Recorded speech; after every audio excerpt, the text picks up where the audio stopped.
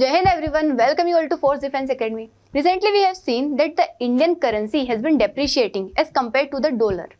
And along with it we have seen that our GDP has been growing. So is there any connection between GDP and depreciation of currency? So in this video we'll discuss about it. We'll talk about the reasons behind depreciation of our currency. What are the implications of it on our market, on our government or in the global market? And what are the possible solutions which our RBI and government can take to deal with it? देखिए सबसे पहले हम समझते हैं यहाँ पे कि क्या इंडियन करेंसी का डेप्रिसिएशन होना और जीडीपी का ग्रो होना, इन दोनों के बीच में कोई कनेक्शन है? तो देखिए हमारी जो जीडीपी है ये डिपेंड करती है मोस्टली हमारे इंटरनल मार्केट के ऊपर, हमारे डोमेस्टिक मार्केट के ऊपर। अधिकतर मतलब मैक्सिमम जो चीज़ें होगी हमारे जो डोमेस्टिक मार्केट है उससे हमारी जीडीपी ग्रो या डिक्रीज करती है। लेकिन जो करेंसी की वैल्यू है वो अफेक्ट करती है एक्सटर्नल फैक्टर से। एक्सटर्नल फैक्टर्स मतलब कि हमारा जो ट्रेड हो रहा है उसका डेफिसिट हो रहा है, सरप्लस हो रहा है, फॉरेन इन्वेस्टमेंट जो हो रहा है, ट्रेड इम्बेलेंस जो हो रहा है, हमारी जो अलग रेपुटेशन जो मतलब रिलेशंस जो है नेशंस के साथ, इससे डिपेंड करता है। मतलब एक्सटर्नल फैक्टर पे डिपेंड करता है और जो जीडीपी है वो हमारे इंटरनल फैक्टर पे डिपेंड करता है। इसका अलग कई थोड़ा बहुत हम कह सकते हैं कि हाँ इन दोनों का कनेक्शन है, बट जरूरी नहीं कि ये फैक्टर जो है इससे इस पे इफेक्ट पड़ता है। कई सारे फैक्टर है जो कि अफेक्ट करते हैं हमारी इंडियन करेंसी को। तो इस वीडियो में हम देखेंगे सबसे पहले कि क्या रीजन हो सकता है करेंसी के अप्रिसिएशन और डेप्रिसिएशन के पीछे। देखिए उसके पीछे रीजन होता है कि जो हमारा फॉरेक्स है उसकी डिमांड और सप्लाई। जनरली देखिए जो हमने देखा है सबसे बड़ी मतलब मार्केट में सबसे ज्यादा जो करेंसी है जिसमें ट्रेड होता है वो है डॉलर। अब डॉलर की डिमांड और सप्लाई या फिर फॉरेक्स का जो डिमांड और सप्लाई अगर इंक्रीज होता है, मतलब डिमांड बढ़ती है, सप्लाई बढ़ता है, तो उससे हमारी करेंसी पे इफेक्ट होता है। किस तरीके से होता है? देखिए अगर डॉलर की डिमांड इंक्रीज होगी बाहर, मतलब आउटसाइड इंडिया के डॉलर की डिमांड इंक्रीज होगी, हमारे देश से अगर डॉलर बाहर जाएगा तो क्या होगा? डॉलर की वैल्यू बढ़ेगी। क्योंकि देखो कभी भी किसी चीज़ की डिमांड बढ़ती है, ठीक है, तो उसका पैसा क्या हो जाता है? ज़्यादा हो जाता है, उसकी प्राइस क्या हो जाती है? हाई हो जाती है। तो वैसे ही डॉलर की अगर डिमांड बढ़ती है बाहर तो उससे क्या हो जाएगा? डॉलर की वैल्यू बढ़ जाएगी। और इंडिया में सब देखो ये दोनों साथ में चलता है कि डॉलर की डिमांड बढ़ना और रुपये का सप्लाई बढ़ना।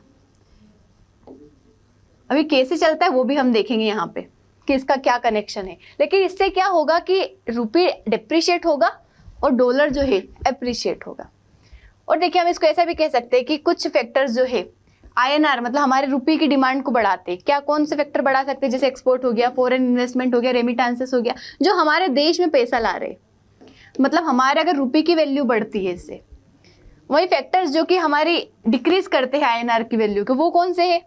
इम्पोर्ट हो गया, फॉरेन इन्वेस्टमेंट हो गया, मतलब फॉरेन इन्वेस्टमेंट जो हम बाहर कर रहे हैं, स्ट्रॉन्ग हो गया USD। तो ये सब क्या है? हमारे रुपीस की वैल्यू को कम करते हैं। और हम वही कर रहे हैं, हम क्या कर रहे हैं? ज़्यादा से ज़्यादा इंपोर्ट कर रहे हैं।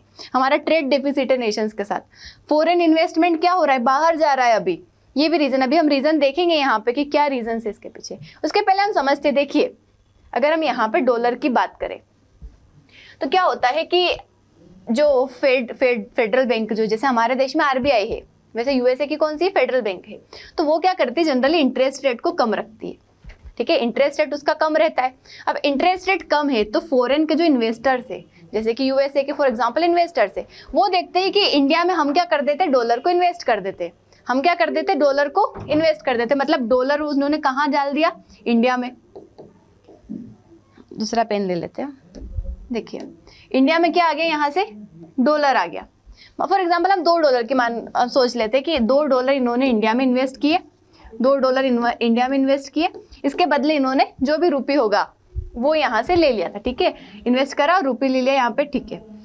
अब क्या होता है कि इंडिया, USA और इंडिया इन दोनों के बीच में एक तो ट्रेड इम्बेलेंस होता है, ट्रेड वॉर चल रही थी हमारी थोड़े टाइम से, ट्रेड इम्बेलेंस हो जाता है, ट्रेड डेफिसिट हो जाता है, ट्रेड वॉर हो जाता है, मतलब यहाँ पे कोई बैलेंस नहीं दिख रहा था, मतलब सिस्टम क्या हो गया था, थोड़ा कोई स्टेबिलिटी नहीं दिख रही थी।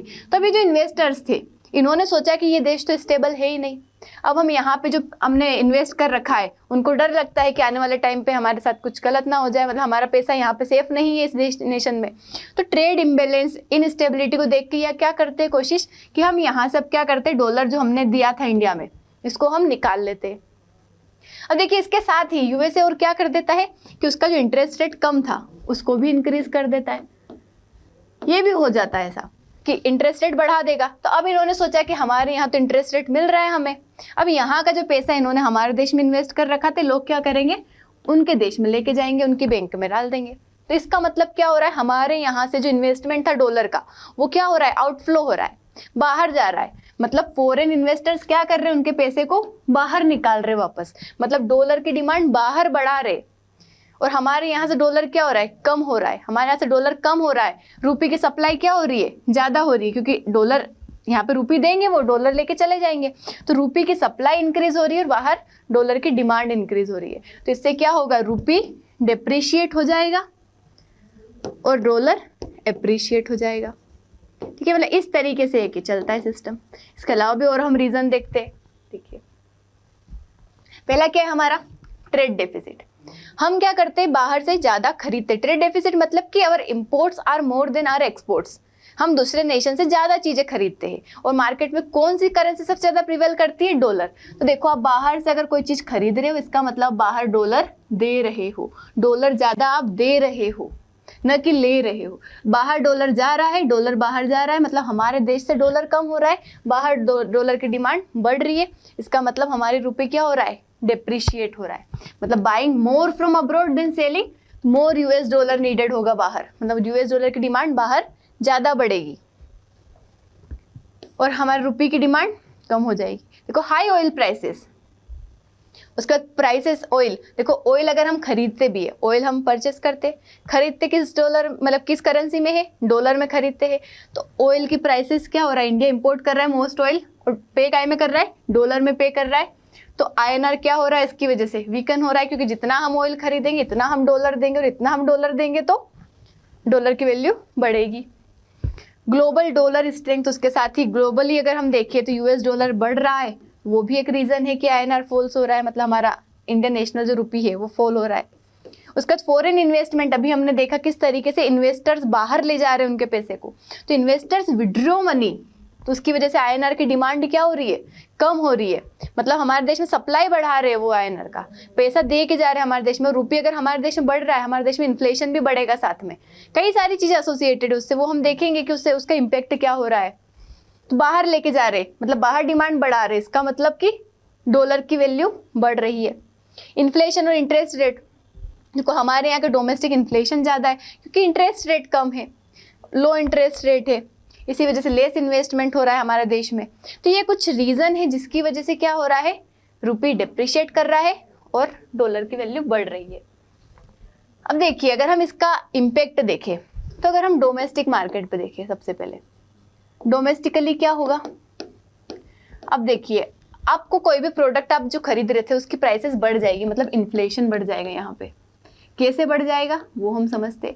फॉर एग्जाम्पल, हम किसका एग्जाम्पल ले लेते, एक बुक का ले लेते, ठीक है, बुक या पेन कुछ भी ले लिया, हमने पेन ले लिया मानो, तो $1 में आपका एक पेन मिलता है। $1 में क्या हो रहा था, एक पेन मिल रहा था। बाहर से आप इंपोर्ट कर रहे थे, कोई चीज़ खरीद रहे थे, $1 में एक पेन मिल रहा था। पहले डॉलर की वैल्यू कितनी थी, मानो 50 रुपीज़ थी, अभी तो बढ़ गई थी, 50 हो गया था, फिर 80 हो गया, 70 हो गया, 80 हो गया, अभी 85 था हमारे जब साल स्टार्ट हुआ था, अभी क्या हो गया है, 90 रुपीज़ हो गया है। तो देखिए, एक पेन जो था कितने रुपए मिल रहा था हमें, 50 रुपीज़ में मिल रहा था। अब देखिए, डॉलर तो डॉलर ही है, $1 ही है। वो बेचने वाले बाहर वाले जो नेशन है उनके लिए तो पेन की प्राइस $1 ही है। तो $1 में अब हम अगर खरीदेंगे तो हमें रुपीज़ कितने देना पड़ेगा, 90 रुपीज़। तो हमारे लिए क्या हो गया, प्राइस बढ़ गई। उनके लिए तो $1 ही है वो, लेकिन हमारे लिए क्या हो गई, प्राइस बढ़ गई। तो ये प्राइस बढ़ना मतलब क्या, इन्फ्लेशन होना, मतलब हमारे देश में ये क्या कर रहा है, इन्फ्लेशन कर रहा है, प्राइस राइज हो रहा है। उसके साथ हमारे इंपोर्ट्स की वैल्यू बढ़ रही है। अगर आप कोई भी चीज़ खरीदोगे बाहर वाले नेशन से तो उससे क्या होगा, जैसे ये हमने एग्जांपल देखा, पहले जिस प्राइस में मिल रहा था, ऑयल का भी देख लो आप। ऑयल जो है अगर हमें अभी मतलब $85 में मिल रहा था, इसकी कुछ प्राइस होगी यहाँ पे, एग्जाम्पल हम $1 का ही ले लेते हैं, $85 का अगर मिल रहा था तो अभी उसकी कुछ प्राइस होगी। लेकिन जब उस क्या हो गया, डॉलर की वैल्यू अप्रिशिएट हो गई है, हमारी वैल्यू जो रुपीज़ की है वो क्या हो गई, कम हो गई है। तो अब हमें ज़्यादा पैसा देना पड़ेगा। उनके लिए तो $85 ही रहेगा वो, लेकिन रुपीज़ में हमें क्या करना पड़ेगा, ज़्यादा देना पड़ेगा। तो इम्पोर्ट हमारे महंगे हो गए हैं। उसके साथ फॉरेन ट्रेवलर्स जो हो गए, मतलब फॉरेन अगर आप ट्रेवल करते हो तो पहले आप जितना पैसा देते थे उससे आपको ज़्यादा देना पड़ेगा। एजुकेशन एक्सपेंसिव हो गई है।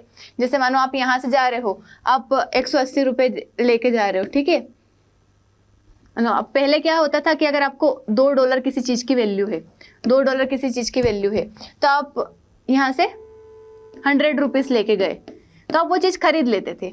अब अगर किसी चीज़ की $2 वैल्यू है तो आप 100 रुपीज़ में नहीं खरीद सकते, आपको 180 रुपीज़ की ज़रूरत पड़ेगी, क्योंकि अब जो है डॉलर की वैल्यू वो क्या हो गई, 90 हो गई है।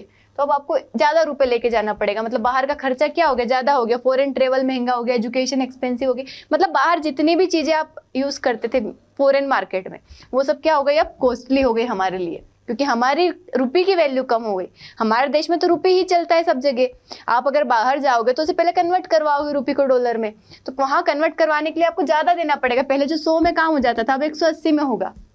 ये हम $50 से कंपेयर कर रहे हैं अभी, 50 रुपीज़ डॉलर से, 50 रुपीज़ पर डॉलर। इसी को हम एक्सचेंज रेट भी कहते हैं। जिस हमारे देश की जिस रुपये में, मतलब जितने रुपए में $1 हम, या फिर 1 यूनिट ऑफ जो भी करेंसी जिससे हम कंपेयर कर रहे हैं, जनरली हम डॉलर से करते हैं, तो उससे जो खरीदते हैं उसी को हम एक्सचेंज रेट कहते हैं, जो कि अभी कितना हो गया है, 90 रुपीज़ पर डॉलर। तो ये हमने डोमेस्टिकली देखा। वहीं अगर हम ग्लोबली देखें तो ग्लोबली क्या होगा, देखो हमारे साथ, मतलब हम कहते हैं कि हमारे एक फ़ायदा हो जाएगा कि हमारे एक्सपोर्ट सस्ते हो जाएंगे। कैसे सस्ते हो जाएंगे, देखो जो आप चीज़ें बेच रहे हो यहाँ से, ठीक है, हमारे लिए एक्सपोर्ट क्या हो जाएंगे, चीपर हो जाएंगे। मतलब एक्सपोर्ट चीपर हो जाएंगे, मतलब लोगों को सस्ते में चीज़ें मिल जाएगी। क्योंकि बाहर वालों की चीज़ें क्या पड़ेगी, अब सस्ती पड़ेगी। हमारे यहाँ अगर कोई चीज़ 50 रुपीज़ की मिल रही थी, ठीक है, मानो एक बुक ही देख लिया हमने, एक नोटबुक देख लिया कि एक नोटबुक जो है 50 रुपीज़ की है, ठीक है। अब वो पहले $1 दे के एक नोटबुक खरीद लेते थे। अब नोटबुक की प्राइस तो 50 रुपीज़ ही है। अब वो $1 में ज़्यादा नोटबुक खरीद पाएंगे। ये हमने नोटबुक का एग्जाम्पल लिया, लेकिन अगर हम किसी और का चीज़ का भी एग्जाम्पल लेते हैं यहाँ पे, तो $1 में उनके कितने 40 रुपीज़ और बच जाएंगे यहाँ पे, ठीक है। तो ये वो वापस थोड़ा बहुत पॉइंट में कुछ $1 दे के और 2 नोटबुक खरीद पाएंगे उसी प्राइस में। मतलब उनके लिए क्या हो गया, बाहर वालों के लिए फ़ायदा हो गया, क्योंकि उनके लिए चीज़ें सस्ती हो गई अब यहाँ पे। उनके लिए क्या हो गया यहाँ पे, एक्सपोर्ट, हमारे लिए एक्सपोर्ट क्या हो गया, सस्ता हो गया एज कम्पेयर टू अर्लियर। पहले क्या था, हमें उन्हें ज़्यादा पैसा देना पड़ता था, अब उन्हें कम पैसा देना पड़ेगा, क्योंकि हमारी करेंसी जो है उसकी वैल्यू कम हुई है। तो कॉम्पिटिटिव यहाँ पे हमारे लिए एडवांटेज है, बट इन्वेस्टर्स फिर भी कोशिश रहेंगे, क्योंकि हमारे मार्केट में स्टेबिलिटी नहीं है, इन्फ्लेशन ज़्यादा है। तो ऐसे इनस्टेबिलिटी वाली कंडीशन में कोई भी इन्वेस्ट करना पसंद कम करता है। तभी तो हमारे यहाँ से आउटफ्लो हो रहा है। तो एक्सपोर्ट में अगर हम कह सकते हैं कि एक्सपोर्ट में हमें क्या हो जाएगा, फ़ायदा होगा, लेकिन इंपोर्ट में हमें नुकसान होगा। उसके साथ लोन, देखो गवर्नमेंट और कंपनीज जो है जिनके पास फॉरेन लोन्स है उनको ज़्यादा पे करना पड़ेगा, क्योंकि उन्होंने लोन काहे में ले रखा होगा, डॉलर में। जब उन्होंने लोन लिया था, मानो $50 का लोन लिया था, ठीक है, तो मतलब उन्होंने 2500 रुपये का यहाँ पे मानो लोन लिया था। अब उन्हें पे कितना करना पड़ेगा, पे तो $50 ही करना पड़ेगा, क्योंकि उन्होंने लिया तो डॉलर में लोन था। अब $50 कितने में हो जाएगा उनका, 4500 में हो जाएगा। तो ये क्या हो गया, हमारे रुपीस में तो उन्हें ज़्यादा पे करना पड़ रहा है। इसका मतलब क्या है कि हमारे जो लोन वगैरह है वो सब भी क्या हो गए, महंगे हो गए। तो ये हमारे ऊपर इम्पेक्ट होगा, किस चीज़ का, रुपी डेप्रिसिएशन का। उसके साथ ही देखो, अगर हम सॉल्यूशन की बात करें कि क्या सॉल्यूशन हम प्रोवाइड करवा सकते हैं, आरबीआई क्या कर सकती है और गवर्नमेंट क्या कर सकती है। तो आरबीआई इंटरेस्ट रेट को एडजस्ट कर सकती है कि हमारे बैंक की इंटरेस्ट रेट वगैरह बढ़ाए, हमारे यहाँ इंटरेस्ट रेट ज़्यादा बढ़ाए, ताकि फॉरेन से जो फंड है वो हमारे देश में आए, मतलब डॉलर हमारे देश में आए। और डॉलर अगर हमारे देश में आएगा, मतलब हमारे यहाँ से डॉलर वापस आएगा हमारे पास, और डॉलर अगर आएगा ज़्यादा तो डॉलर की वैल्यू धीरे धीरे फिर कम होगी एज़ कम्पेयर टू रुपी। रुपी हमारा बढ़ने लगेगा, क्योंकि रुपी की डिमांड बढ़ेगी। देखो, अगर हमें यहाँ पे चीज़ें स्टेबल करनी है तो हमें अपनी रुपी का जो है डिमांड बढ़वानी पड़ेगी। रुपी की डिमांड क्या करनी पड़ेगी, इंक्रीज करनी पड़ेगी। और रुपये की डिमांड कब इंक्रीज होगी, जब हमारे पास कोई प्रोडक्ट होगा, मतलब रुपये हमारे देश में कोई क्यों देगा, या जब हमारे पास कोई चीज़ होगी। और चीज़ मतलब हमारे देश में मैन्युफैक्चरिंग होनी चाहिए, हमारा एक्सपोर्ट होना चाहिए, मैन्युफैक्चरिंग होनी चाहिए, हमारा एक्सपोर्ट्स होना चाहिए। उसके लिए हमारे देश में प्रोडक्शन ज़्यादा करना पड़ेगा। तो ये अगर चीज़ें हम करते हैं तो उससे क्या कर पाएंगे, हम रुपये की डिमांड क्रिएट कर पाएंगे। और रुपये की डिमांड होगी तो रुपये हमारा बढ़ेगा। जिसकी डिमांड होती है उसकी वैल्यू बढ़ती है, ऐसा समझ लो आप। तो ऐसे अभी डॉलर की डिमांड, इसकी वैल्यू बढ़ रही है, ऐसे हमारे रुपये की डिमांड होगी तो इसकी वैल्यू बढ़ेगी। देखो आरबीआई क्या कर सकती है, बाय या सेल कर सकती है USD to control INR value. मतलब देखो ये तो हम जो है खरीदे या बेचे यूएस डॉलर को, मतलब मार्केट में ज़्यादा से ज़्यादा डॉलर का इन्फ्लो कर दे। गवर्नर आरबीआई क्या कर देगी, जो है डॉलर का सप्लाई मार्केट में बढ़ा देगी, और डॉलर का सप्लाई मार्केट में बढ़ जाएगा, मतलब सेल कर देगी डॉलर को, मार्केट में डॉलर होगा, तो फिर वहाँ पे क्या लगेगा, मार्केट में अगर डॉलर रहेगा, अभी क्या हो रहा है, डॉलर बाहर जा रहा है तो उसकी वैल्यू बढ़ रही, मार्केट में आ जाएगा वापस, तो फिर उसकी वैल्यू कम हो जाएगी। और लिक्विडिटी को मैनेज करे इन्फ्लेशन को कंट्रोल करने के लिए। उसके साथ ही गवर्नमेंट क्या करेगी, एक्सपोर्ट बढ़ाने की कोशिश करेगी, लोकल प्रोडक्शन पे फोकस करेगी। प्रोडक्शन पे अगर हमारे देश में होगा, एक्सपोर्ट करेंगे तो हमारे रुपये की वैल्यू बढ़ेगी, रुपये की वैल्यू बढ़ेगी तो हमारा ये जो डेप्रिसिएशन हो रहा है वो अप्रिसिएशन में बदल जाएगा। ट्रेड डेफिसिट कम करें, हमारे देशों के साथ क्या है अभी, ट्रेड डेफिसिट है, इम्पोर्ट ज़्यादा है एक्सपोर्ट कम है। हम क्या करेंगे, अब एक्सपोर्ट ज़्यादा करने की कोशिश करेंगे, इम्पोर्ट कम करने की कोशिश करेंगे, मतलब बैलेंस करने की कोशिश करेंगे। उसके साथ ऑफर करेंगे हम इंसेंटिव फॉरेन इन्वेस्टर्स को कि आओ हमारे देश में इन्वेस्ट करो। हम एनआरआईज को बोलेंगे कि आओ हमारे देश में, मतलब पैसा दो, आप हमारे देश में डॉलर दो। हमें कोशिश करना है कि डॉलर ज़्यादा से ज़्यादा हमारे देश में लाना है, डॉलर आएगा तभी हमारे इसकी वैल्यू बढ़ेगी। तो हम इन्वेस्टर्स को लाने की कोशिश करेंगे। हेज करेंगे oil import. Hedge oil import मतलब कि जब भले ही ये प्राइस ऊपर नीचे हो, हम एक बार फिक्स कर देते हैं प्राइस कि हाँ आज हम इस प्राइस में खरीद रहे, बाद में भी भले ही रुपये डॉलर वगैरह चेंज हो लेकिन हम इसी प्राइस में खरीदेंगे, मतलब ऐसा हम कुछ समझौता कर ले उससे। तो उससे क्या होगा कि हमारे जो रिजर्व है बने रहेंगे, हमें कॉस्टलियर नहीं होंगे। तो ये मेजर्स है जो कि क्या कर सकती है गवर्नमेंट या आरबीआई ले सकती है इन्फ्लेशन बोल रही हूँ, डेप्रिसिएशन को कंट्रोल करने के लिए और इकोनॉमी को स्टेबल बनाने के लिए। अब स्कोर हम देख सकते हैं एज अ समरी कि आईएनआर का जो डेप्रिसिएशन है उसका कोई इक्वल मतलब कोई कनेक्शन नहीं है हमारी जीडीपी के परफॉर्मेंस से। ये कई सारे फैक्टर से इन्फ्लुएंस होता है, जरूरी नहीं कि यही फैक्टर जो है इन्फ्लुएंस करता है इसको, कई सारे फैक्टर से इन्फ्लुएंस होता है। जैसे कि ट्रेड हो गया, ऑयल प्राइसेस हो गए, मतलब हमारा जो ट्रेड डेफिसिट है उसकी वजह से हो रहा है, ऑयल प्राइसेस हो गए, फॉरेन इन्वेस्टमेंट हो गया, इन्फ्लेशन हो गया, उसके बाद यूएस डॉलर की स्ट्रेंथ हो गई। तो ये सारी चीज़ें जो है अफेक्ट कर रही है किसको, रुपये की वैल्यू को। तो कंबाइंड एफर्ट्स जो है आरबीआई और गवर्नमेंट की स्टेबलाइज कर सकते करेंसी को, ऐसा नहीं है कि इट्स इम्पॉसिबल, ये कर सकते हैं, आसानी से कर सकते हैं थोड़े टाइम में। अगर हम एक्सपोर्ट को स्ट्रॉन्ग रखते हैं, इंपोर्ट को कंट्रोल में रखते हैं और इन्वेस्टर का कॉन्फिडेंस अगर हम रखेंगे कि हाँ हमारे देश में स्टेबिलिटी है, आप इन्वेस्ट कर सकते हो, तो क्या होगा, स्टेबल बन जाएगा हमारा रुपये भी। तो that's all about it. I hope समझ आया होगा।